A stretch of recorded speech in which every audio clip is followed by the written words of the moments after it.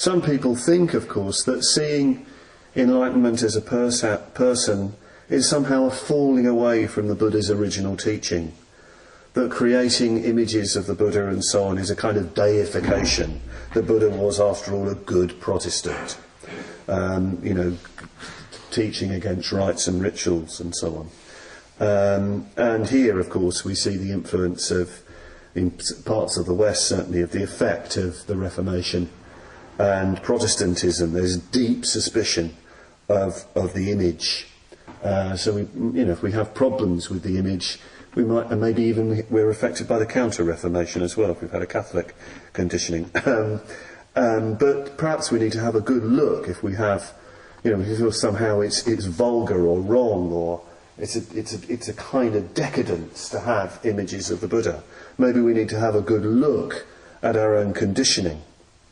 And certainly early translations of Buddhist texts, Pali Buddhist texts, and early Buddhist scholars, who were themselves good Protestants, sometimes give this impression, and we'll speak of the Mahayana as a kind of hopeless degeneration, and the emergence of the Buddha image as a kind of degeneration.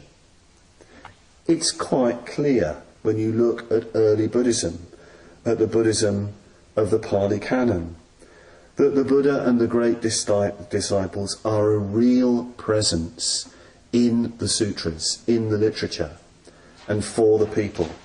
They're saints to the people. Enlightenment is embodied for the people. You even find, in one of the oldest portions of the Pali texts, descriptions of visualization. An old man goes to the Buddha, receives teachings. Later on he can't go to him, he's too old, he can't be around him. But he says his practice is to always be mindful of the Buddha. And he says, I see him clearly night and day. And that's described as and through this practice he's liberated. What better way to keep enlightenment in mind than to have a picture of enlightenment in your mind? So you find emerging, probably even in the earliest, certainly in the time of the Buddha, the stupas, which were objects of veneration, where the relics of great disciples of the Buddha were kept, and eventually the Buddha were kept, and these became, real presences for the Buddhist community.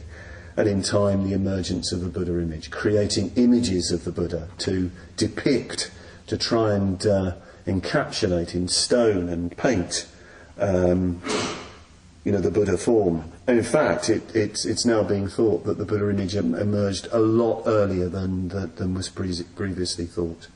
I'm not quite sure of the dates, but there is archaeological evidence to suggest that it appeared much, much sooner on the scene. To see your highest, deepest spiritual values embodied in a significant, beautiful form or person is perfectly natural and necessary. And it's why Buddhist art, Buddhist literature, Buddhist stories, Buddhist myth, Buddhist symbolism is of such great importance. It appeals to our imagination. And by imagination, I'm not talking about fantasy or daydreaming. I'm talking about an absolutely basic function. A basic human function. The imaginal faculty. To see, because we ourselves are a person, if you like, an image, a form, in a world of forms and other people. It is perfectly natural, therefore, to see our highest spiritual values as a person, as a form. Seeing our intangible spiritual values take form, embodied in beautiful, significant form. And when that happens to us, when we encounter images sometimes, it can be deeply moving and stirring when you connect with the image. Energy just starts to flow into your spiritual life. I mean, some people, have had this experience. You hear stories of people that seeing a Buddha image was the start of their spiritual life.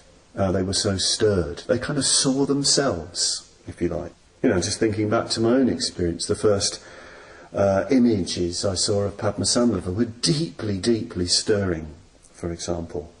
or hearing the way Bhante talked about the Buddha in some of his early lectures, the way he evoked some of the stories of the Buddha, deeply stirring, like nothing else in Buddhist literature, or going on pilgrimage to the Buddhist holy sites. Again, it's deeply stirring to walk in the Buddha's footsteps.